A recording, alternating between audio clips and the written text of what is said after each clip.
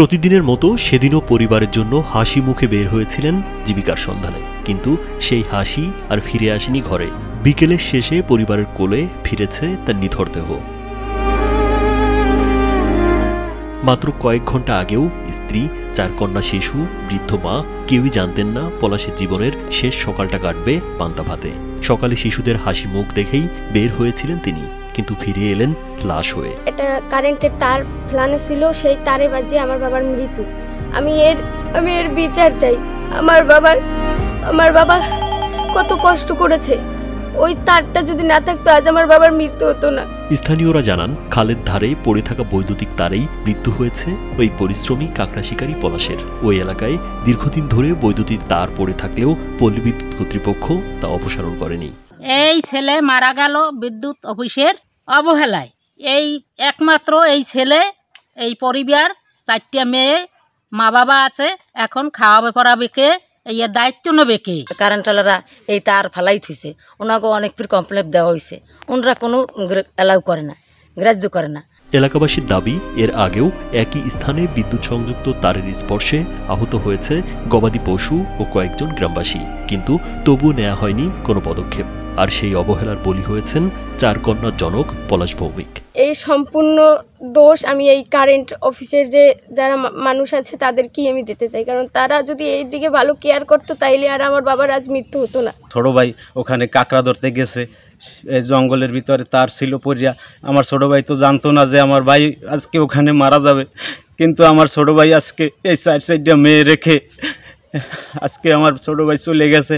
এদিকে সংসারের একমাত্র উপার্জনক্ষম মানুষটির মৃত্যুতে এখন চরম সংকটে পড়েছে পরিবারটি।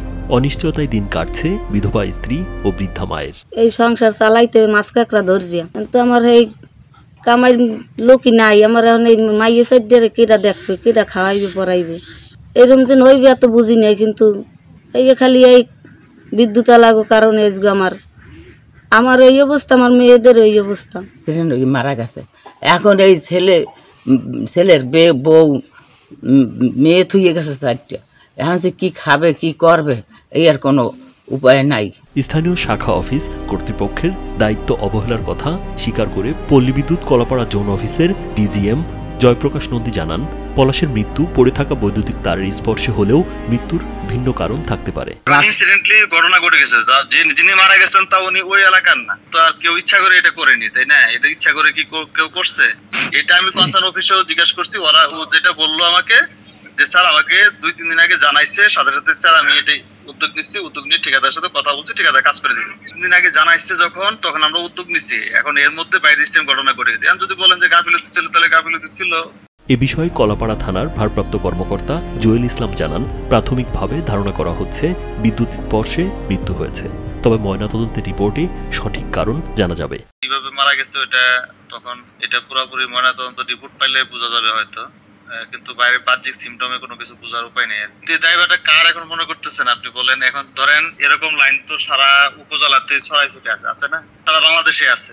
ধরেন ওই লাইনটা যদি ওরকম, যেটা শুনতে পেলাম যে 2 সাইডের, ওটা তো একটা খালের মধ্যে, খালের 2 পারে 2টা খুঁটি। গেল 16 অক্টোবর সকালে পটুয়াখালীর কলাপাড়া উপজেলার নীলগঞ্জ পূর্ব আমিরাবাদ গ্রামের বাসিন্দা পলাশ ভৌমিক জীবিকার তাগিদে কাঁকড়া শিকারে গিয়েছিলেন। পরে মিঠাগঞ্জ ইউনিয়নের চরপাড়া এলাকার একটি খালের ধার থেকে তার মরদেহ উদ্ধার করা হয়।